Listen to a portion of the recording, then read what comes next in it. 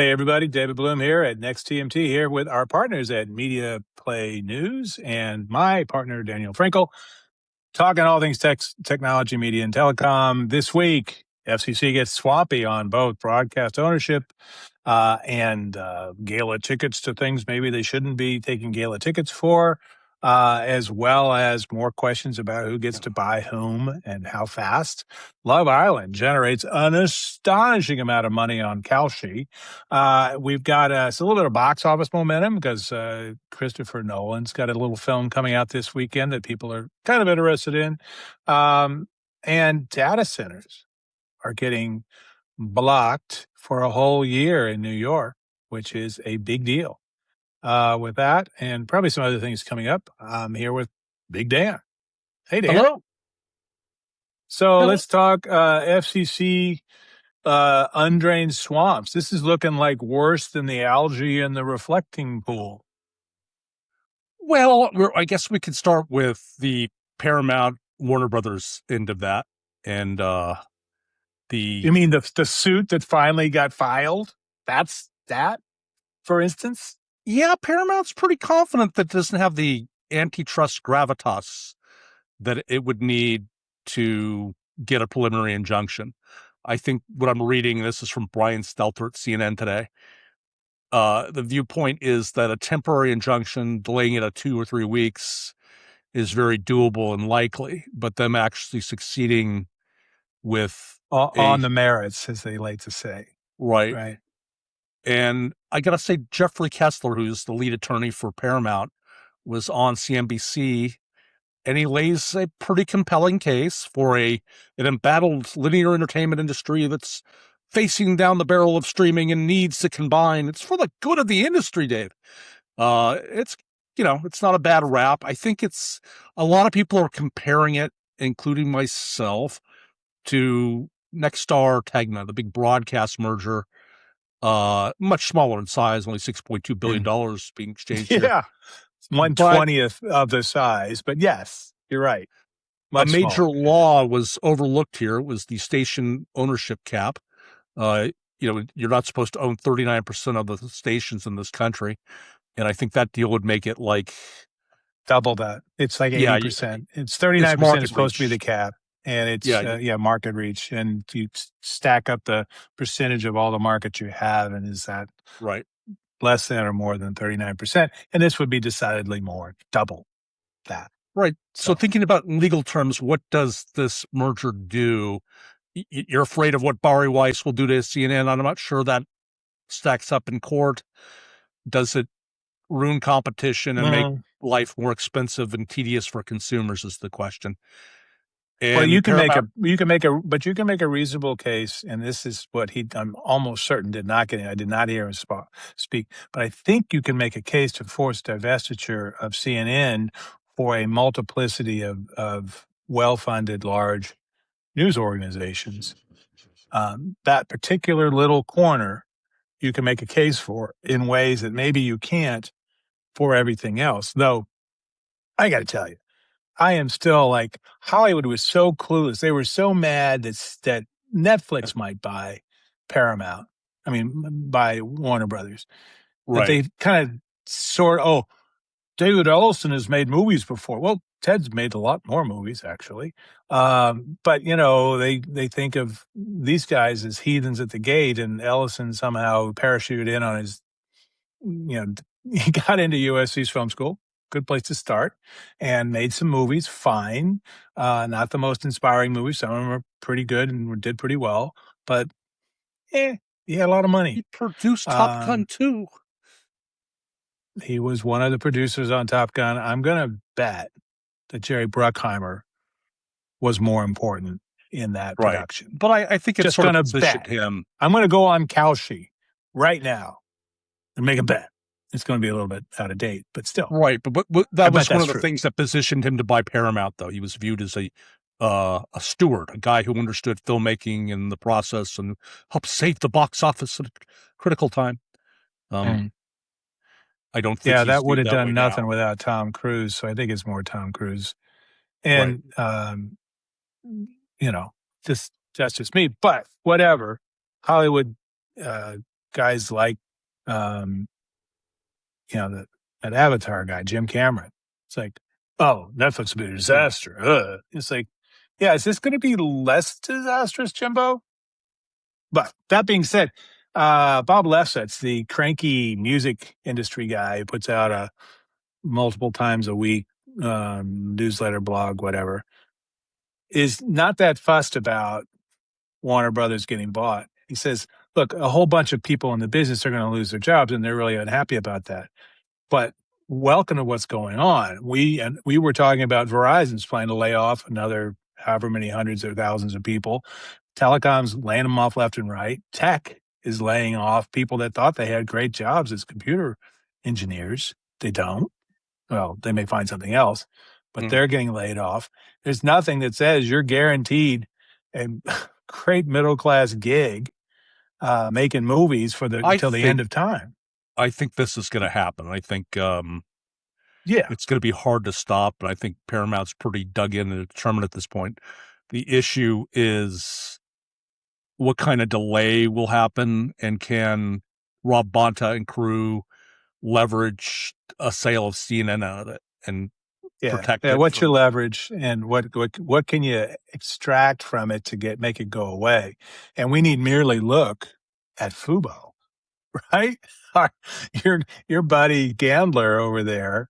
I mean, he's out of a job now, but he was over at Fubo. I could never get the guy to do anything. We tried to do panel events when we were at Next TV, and I pitched him but all sorts of he's things. a little rough around the edges. If I was his PR people, I go, I don't know, Mr. Gambler, I'm not sure we should do that. But that being said, he saw the venue, effort or attempted effort by Fox and Disney, and who was the third one? Was it CNBC? Was it Fox did Comcast? Warner Brothers. Warner Brothers.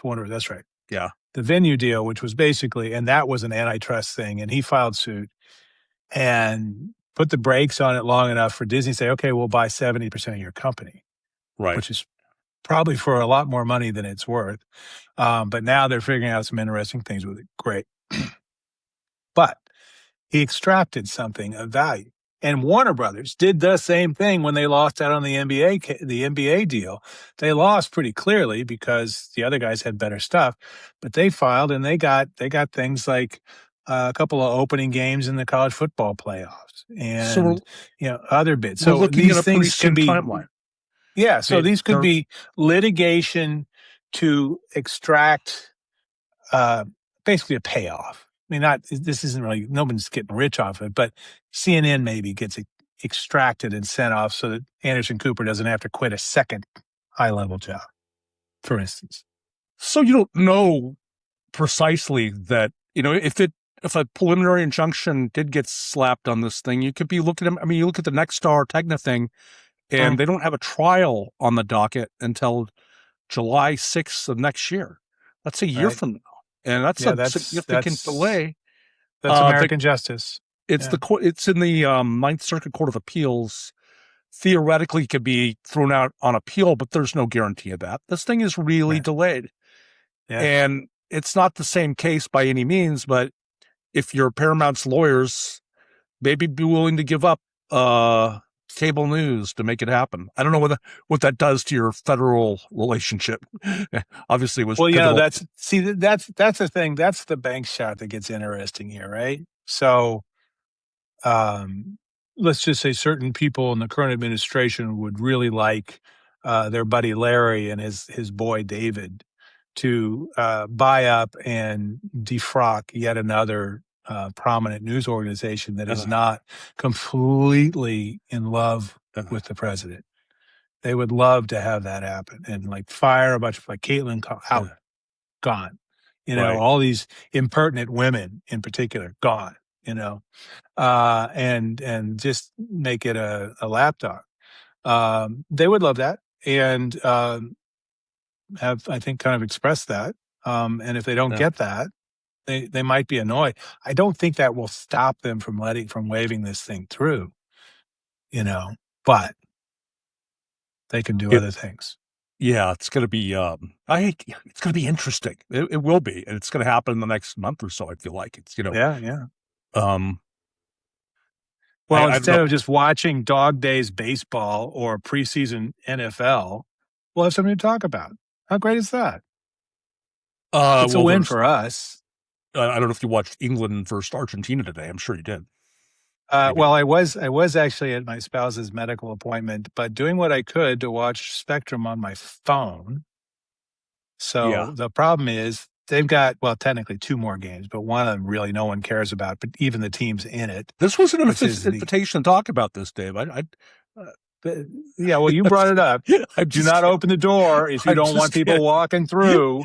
Of course. So we So have the point what is is the that the point is that World Cup is almost done so we have a in final this coming up. weekend. Is it Yeah, Saturday or this Sunday? weekend. There's a third round game on Saturday and the final between two very good teams, including the defending champion, and what looks like the most powerful team in the whole thing, Spain. So that'll be fun. But then it's done. And then what do we do? Mm. Well, turns out if you are, in fact, if you are Versant, Versant Media, and you own, you got a whole division called USA Sports. You take your president, put him on CNBC, which you own, to talk about your new deal with the Bundesliga, which is Germany's top pro league, has a bunch of World Cup stars playing on various teams like Bayern Munich and Dortmund, et cetera, et cetera, to say that USA Network and Fandango are going to have 300 live matches and then through 2031. And what's fascinating about that is Fandango, former place to get movie tickets, is now going to be a fast service. Mm. You don't have to sign. It's going to be a competitor to Tubi and the Roku channel. And that I find really interesting because you know, it's already a fractured business, right? But this is Right. Versant saying we don't have to, rue the loss of Zumo or depend on Exactly. Tubi/Roku. We can make our own fast. I We mean, can this make our own fragmented fast, collection of broken brands. and We they've can got heal. all these different. They've got these libraries, and just look at what Suits, a USA show, did when it got put over on Netflix for a summer and it went nuts. Well, all of a sudden that franchise got a lot more valuable.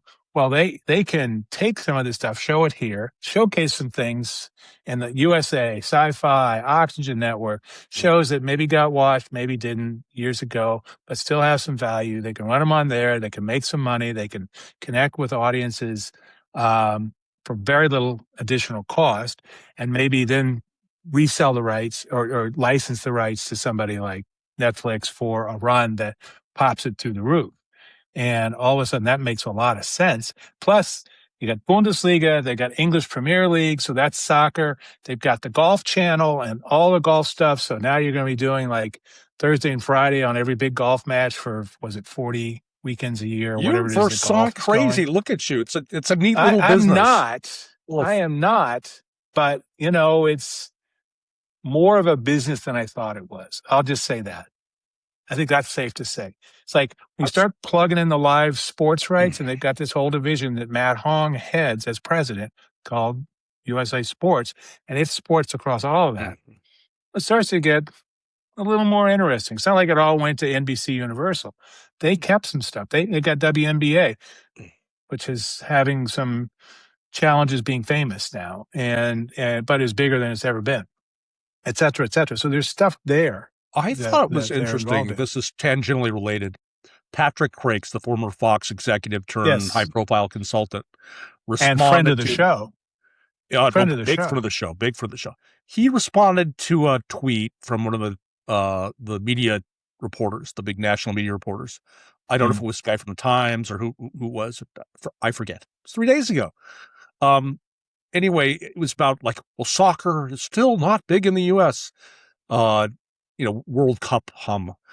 And if you cum all the leagues, the various Spanish language and English language regular Yeah, you broadcasts, throw in Telemundo, it gets really interesting, yeah, really if you add fast, all those right? up, it's pretty big. It's a lot Yeah, more fragmented. There's not like one overarching pro league. it's not like And the NFL. right. Yeah. But I was It's more like college football, actually, in a lot of ways, where you've got intense interest for a more focused group of people. But that Right. intense interest means they'll show up. And so that has value. Like there's a whole bunch of, German expats and folks following different stars who play for Bayern Munich or whatever, kind of watching Bundesliga. I like watching his Premier League because it's the best league in the world. So on a Saturday morning, during 35 weeks of the year, it's kind of fun to pop it on at 7 a.m., 8 a.m. on a Saturday morning. But you've got that. What else you It pop at is 7 in the actually morning? Bloom, huh? granola with nuts, seeds. I'm so California. Some blueberries, Living well, living well. hemp, flax seeds, chia seeds, all that stuff. Cashews, walnuts, almonds, raisins. Yeah. Ah, but I don't look a All day right. over So 93. But so the point is that soccer's a thing. And what I thought was interesting from Matt Hong, he said is, we're not going to be able to really do the NFL, make a run at the NFL, but pretty much everybody else, we're looking for deals. And so they're hunting for more live sports. So there are some live sports coming up, particularly on the women's side, that will be very happy to do a deal with them. So that's something to watch, I think. hunting for live sports, it seems to be a business within a business at this point. Absolutely. So I And see it's a a lot big of part of it. Yeah. Yeah. separately and not Mm. relating to live sports, a lot of questions. Is this Odyssey any good? This new Christopher Nolan movie I'm hearing so much about? It got 98% fresh on the Rotten Tomatoes, which is love it or hate Pretty it, good. kind of a Pretty fresh. arbitrator, By aggregator. the way, speaking of Versant Media Holdings, Rotten Tomatoes, they own that, Yeah. which is interesting if they could do something interesting with that layered on top of their fast operation with Fandango. But anyway, So yeah, anyway, it's a part of Odyssey a getting larger some good ratings. backdrop. The domestic box office set to make $10 billion for the first time since the pandemic became a thing. Yeah. People talking about like the resurgent box office with a straight face for the first time. I don't go to the movies nearly as much as I used to, but I'll buy it. The Gen Z likes the movies still. Nothing's premiering on streaming these days. Everything's going through a theater again. Mm. Do we get Well, back to 2019? no. Can we go back, Dave? I'll be fascinated to see if those Gen Z kids, particularly if inflation continues and they feel more pinched than ever Right. to pay for it. Used to be theaters is where the teenagers went to make out and get the hell away from mom and dad, particularly dad, or particularly their girlfriend's dad. So uh, that time honored tradition, right? Well, Yeah. that hasn't gone away, but in terms of what's there, it's on track finally to get to 10 billion this year, and it's important to remember that 10 billion this year, nice number, nice round number, great, fantastic, best since the pandemic, still a billion less or more Right. than the take every year for 5 years before the pandemic, when they sold a lot more tickets for less per ticket. So this is still a business where you're charging more, particularly with IMAX. Boy, Odyssey's going to pre-sold 28,000 IMAX tickets were pre-sold a year ago because it's like Christopher Wow. Nolan IMAX Odyssey, we're buying that one. Yeah, we're buying it now for a year from now. Same thing in England. Same crazy, way in advance sellout of all the IMAX high dollar. Those are more like $30 tickets as opposed to 750 or whatever. So it puffs up the box office, particularly on that opening weekend. It makes it look really, really great from a strategy standpoint. So that encourages the second week and third week to be better also. So take everything with a grain of salt. Yes, they may hit 10 billion. Great. You know, it is less great when you look into the numbers and what's underneath the numbers, which is still fewer tickets being sold, higher reliance on premium experiences like IMAX, but also is it the DX, I think, or whatever, Cinema D, whatever it is that Cinemark does, et cetera, et cetera. All of those premium screens, and now we've got a couple of others that are coming down from Disney, and I think Sony's got some more stuff with their things. So even the branding's a little Well, they've got that new thing where like fractured. they take you as soon as you enter the multiplex, the arms reach out, grab you by the waist, and there's a little safety harness to make sure that you don't collapse. They turn you upside down and shake you out to make sure all the change in your wallet falls out. And then they hand you a tiny amount of popcorn, a giant, weird-looking popcorn bucket, charge you $47 for that, and say, "Thank you, sir.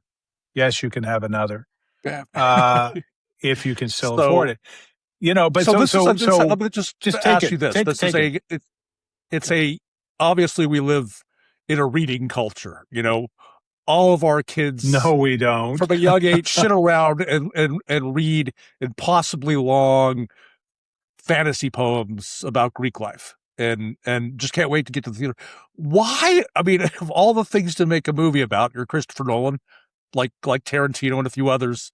Whatever you do next, people are with bated breath want to know See, I just found a why. few rock star directors out there that will get people to show up no matter who's starring it. Though the cast of this is pretty top notch. He has said, and I think this makes sense, that it was important to take one of the foundational stories of our Right. civilization and tell it in a way that was accessible to people in this time. So there are some controversial creative decisions, like everybody kind of talks like an American. Helen of Troy and her suddenly now twin sister Clytemnestra are both played by a incredibly beautiful black woman, Lupita Nyong'o, who may in fact actually Oh, be that the was most beautiful. controversial for a while. It still It's a is in DEI certain hire. very, very well. Elon and his ilk say that it's Yeah. designed to meet the racial equity rules to be eligible for Oscar. It's also possible that she's the most beautiful woman in the world, still, pretty much.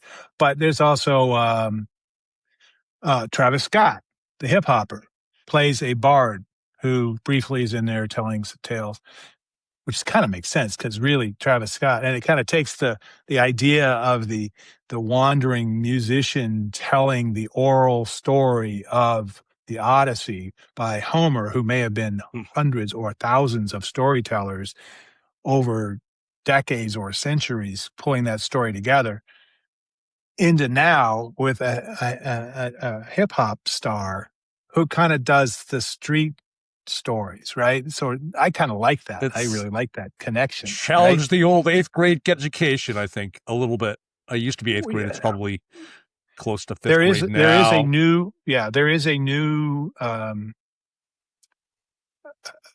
translation of the Odyssey out there floating around. It's highly regarded from a female Odyssey for scholar. dummies. So no, it's Odyssey for Grown-Ups, Yep. and it's done by a female academic whose name escapes me, but I'm sure it will enrage Elon that a woman could do that.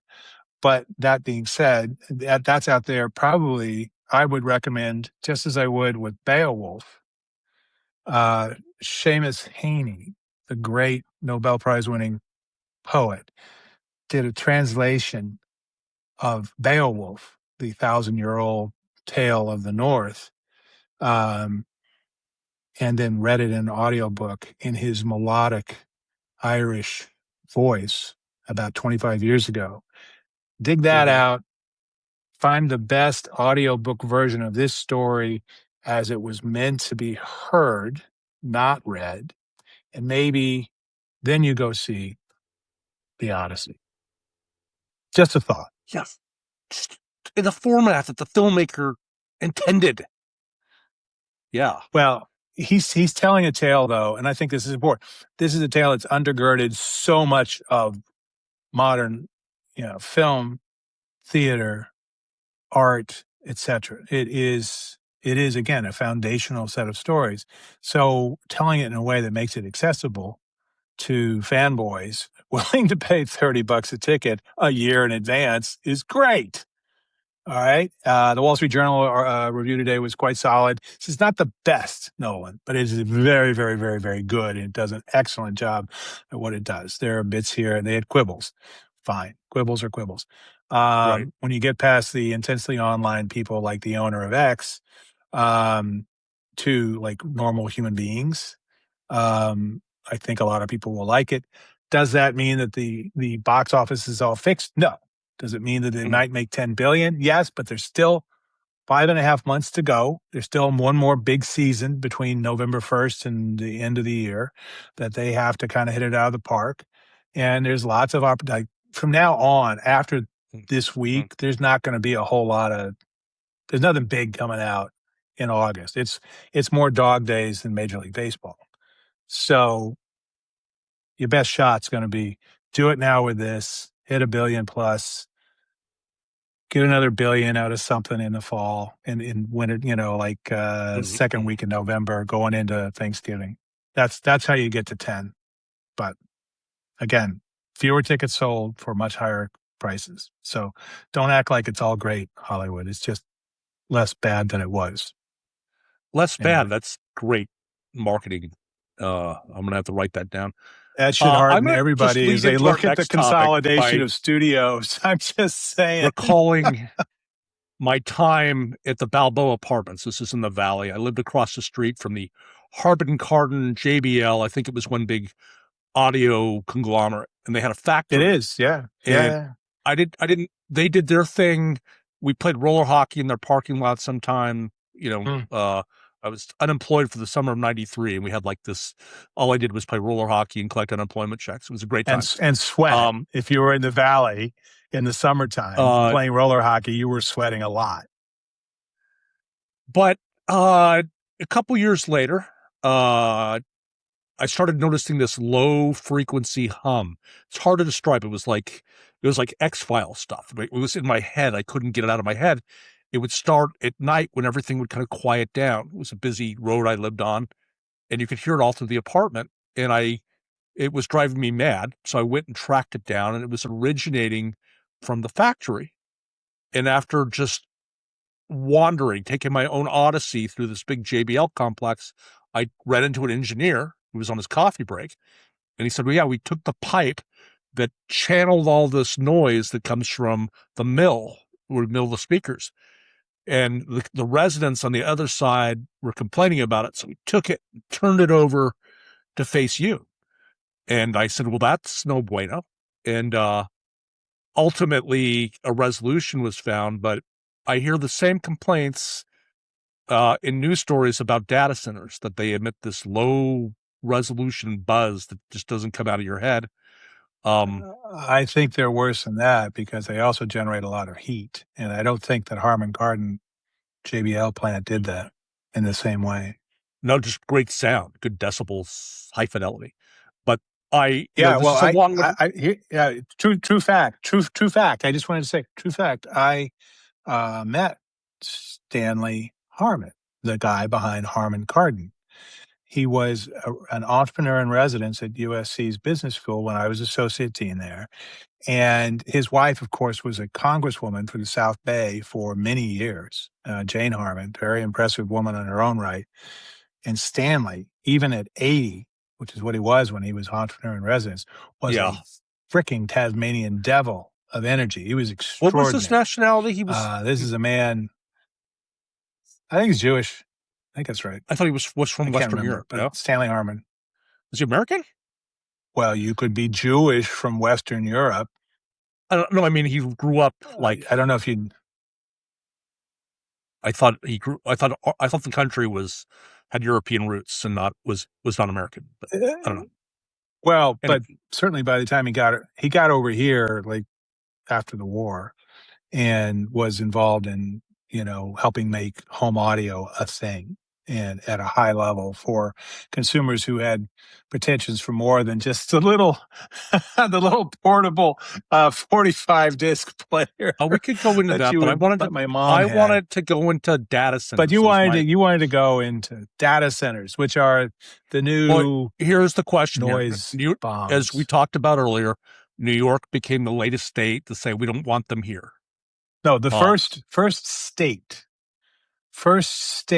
to ban. There have been cities and municipalities, counties, or whatever.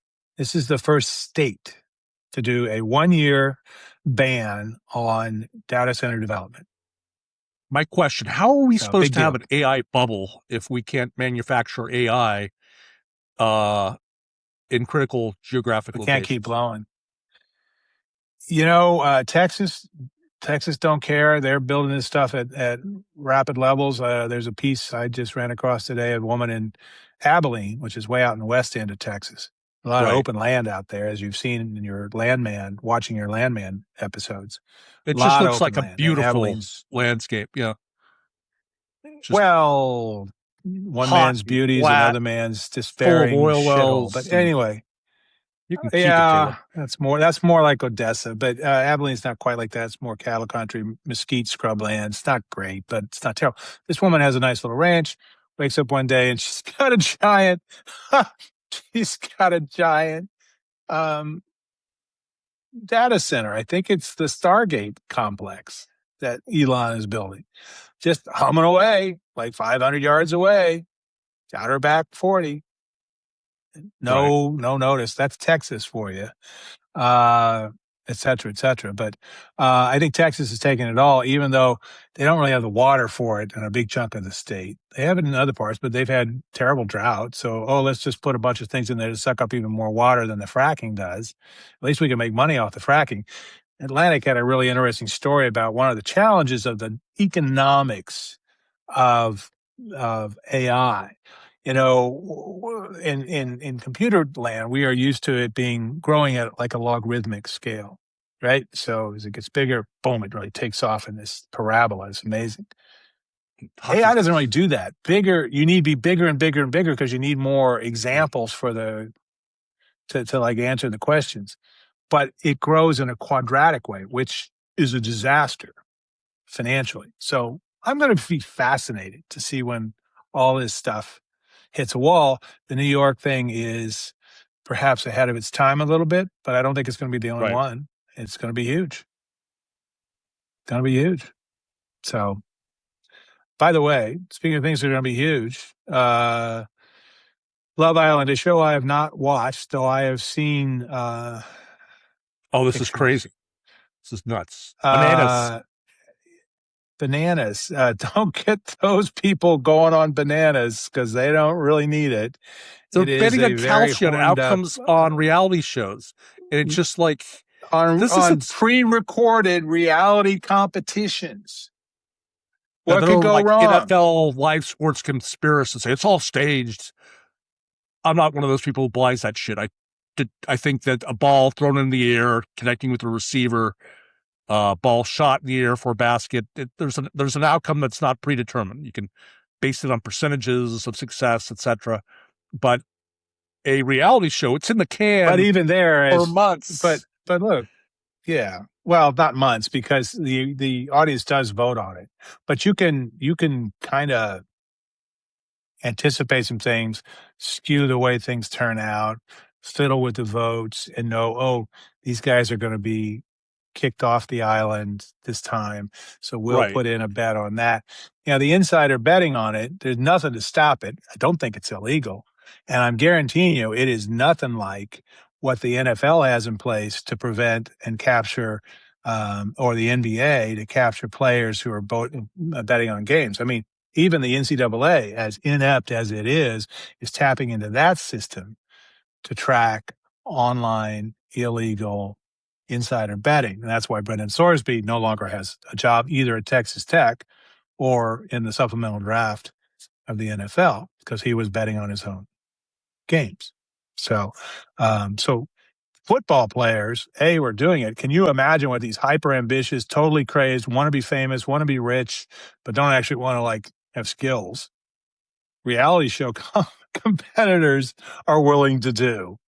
So maybe, I mean, so Kalshi, just on Kalshi, the prediction market Kalshi, heavily promoted. It's got a Timothy Chalamet ads now, and because he's apparently doing everything. Uh, Love Island UK, Love Island US, $77.3 million in handle just on Kalshi. Never mind all yeah. the other prediction markets or anywhere else. Some of those Chalamet decisions lately are questionable. Uh, this is one of them. I love the Adidas ad. The Adidas ad, awesome. Yeah, I Awesome. agree with that. Pre-World Cup, that one rocked. But this one, Kalshi, while he's getting dental work done, That seems odd. But he's in a lot of stuff. So I think he's striking while the iron's hot. It's like, dude, you're good enough. You may be famous for a long time. So you want to like burn all that goodwill. You and Sydney Sweeney want to burn all that goodwill now. I get being a female in Hollywood, maybe you feel like the clock's ticking a lot faster, but he's a Sure. dude. Yeah. So it's an interesting situation. David Beckham, again, David Beckham in every other World Cup ad. He's also in the World Cup ads with Timothy Chalamet. But he's become America's like world football sweetheart, like Peyton Manning. Timothy Chalamet is getting all the others, all the other ads. I am looking forward to a new set of ads with Peyton. I'm looking forward to Peyton Manning ads. That should say everything. I watched, speaking of Peyton Manning, because he's a producer and narrator on Quarterback, the Netflix series. Oh, and yeah, I yeah. watched the latest installment. They had Cam Ward. Didn't realize the arm strength on the kid. Improved quite a lot Oh, over my the second goodness, half of yes. the season last year. Being Yeah. honest, I was a doubter as a Kid, college player, but I'm high on him now based on that series. So yeah, I think he's one of those kids that came out of Washington State, then took a big NIL payment to go to a major player, and then he became like a top. Was he a number one draft choice? I can't remember. I think he was. he was a number one It paid draft off choice, for and he him, kind but of he came kind out of of went. it. Yeah, He didn't go to a high school where he was exquisitely trained. They didn't even run a passing offense. I think he threw like 8 times a game, so he wasn't recruited. He ended up going but to everyone was a on touchdown. I partial guarantee scholarship to you. some tiny school. Yeah, Transfers to yeah, Washington State, does well 2 years in a row right. in what was the Pac-10 or Pac-12 at those days, and then ends up in Pac-12. Miami, and then he's a number one draft pick. But through that show, they do a good job of showing uh his recipe for success. He likes to watch film. He likes to learn about reading defense. And I think that's he's not out there in the hot tub with the Courvoisier. He's studying. And I Right. think that's if you have that skill, if you have that desire, a big part of it. You have to have those I, I, those I, I skills. agree with you completely. I think the thing that makes the difference between very talented players very talented players who go a long way and last a long time is there's a set of motivations and drive and willingness to be in basketball they call it a gym rat, right? But I don't Right? know what the film rat, I guess a film rat in football, right? But you're just prepping and learning and learning and learning and stuffing things into your brain and working your body and doing all the and being committed to that as opposed to being famous or whatever. So let I that be think a what's lesson interesting to about the them, Love you Island know, contestants. they juxtapose Cam Ward with Joe Flacco, who's at the end of his career rope, who's had a pretty good Yeah, career yeah, as a yeah. really smart guy who just sort of made it on he never had an extraordinary athletic talent, but he was smart. He played He at knew how to take care of the Delaware, I football. think. Could Yeah, you but I think he be played like a that little guy school like now? Delaware. Yeah, I think NFL football and that quarterback position are going into the sort of, you have to be the freak that's both the gym rat and the athletic prodigy to succeed. You can't be one or the other. Just a right, prediction. right. Put it on Kalshi. That's an interesting thing to think about, and whether that will apply with.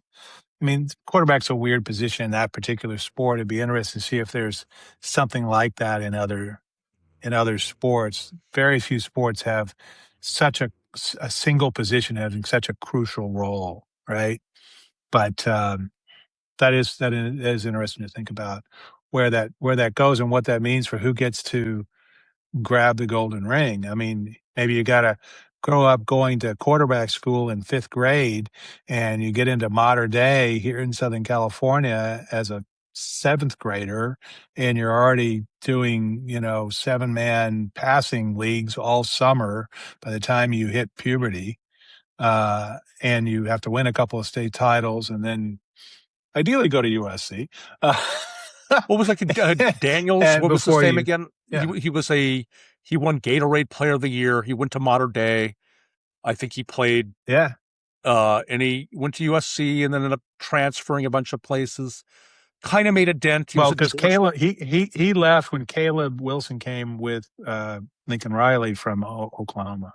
No, he left I think he went to 2 years. He Georgia. left after he got hurt. He was Did he leave before hurt. that? Yeah, Uh, and but he never really. it wasn't just the injury; he never fulfilled the promise that he Right. had. And Well, part of it'll it be was interesting how many of those guys bet on Kalshi. That's all I'm saying. since we So are in the 40-minute mark, and people I do think tune into this thing to find out what I'm watching on Netflix. I did also see the 2019 Sam Mendes war epic, 1917, the other day, and I didn't think that's really topical. It's there's a lot of ties to a current news budget that we can really work that into. I just thought I'd say I I'm really sure you'll enjoyed it. find a way to do it, but I'm surprised that given this weekend's debut, you didn't watch Dunkirk I'd seen it so many times. by, I love that movie. Christopher Nolan. Oh, okay. All right. I All might right. have to watch Wow. it 12 times. It, That is such a good war movie. I've been on a war movie bender, oh, Dave. there you It's go. like it's not like middle-aged Yeah. white guys to like war movies. So I don't know what's going on with me, but Yeah, that is definitely off brand. yeah, Totally off brand. I totally get it. All right. Well, what am I watching lately? Gosh, Running Point. It's been very amusing at a very yeah. lightweight level. It's built vaguely on the premise of a team that looks a lot like the Lakers with a family ownership that looks a lot like the Bus family after Jerry's gone. And Kate Hudson leads it, and Justin Theroux is the problematic coke addicted former head of the family, et cetera, et cetera. It's pretty Is that entertaining. supposed to be Jimmy, or who's So that that's supposed to one. be? Yeah, Young Sherlock. I don't know they're that specific. One of the, it's got its amusements. I don't want to. It's nothing deep. But if you're waiting for if NBA Summer League doesn't do it for you, this might fill in until October 1st and the season gets going. So you think there's something for excited you to. about that Chicago Bulls rookie? Scored 36 points in a game. Oh my God, Williams looking pretty. What's his name? Caleb Caleb Wilson. Wilson Williams. Wilson, yeah, because they Right. already got a Caleb. They already got I a know it's the Caleb same market. in Chicago who's a star, but this kid looked pretty impressive. Yes, there's going to be a plenitude of Caleb athletic stars in Chicago. So I think 3 years from now, we're going to see a lot of babies coming out of Cook County Hospital named Caleb. That's just my guess. Right. Anyway, Yeah. with that, we should wrap this puppy up. I am David Bloom, co-founder of Next TMT, as in technology, media, and telecom. Here with my co-founder, Daniel Frankel. You can get our twice-a-week newsletter, Next TMT, at nexttmt.com, and it's free. Can't beat the price. Like, share, subscribe. Send it along to all your buds. We are doing this particular midweek podcast in partnership with our friends over at Media Play News. And thanks to them, as always, for their support. And we also put out a weekly, first thing on Monday mornings, with the newsletter, we put out another podcast of some kind, most days. I think this week we had just one with one of our sponsors, a long conversation with folks at Hub Research. So a little bit different, but we do these. Join us. It's great. Thanks for joining us this time. Over and out.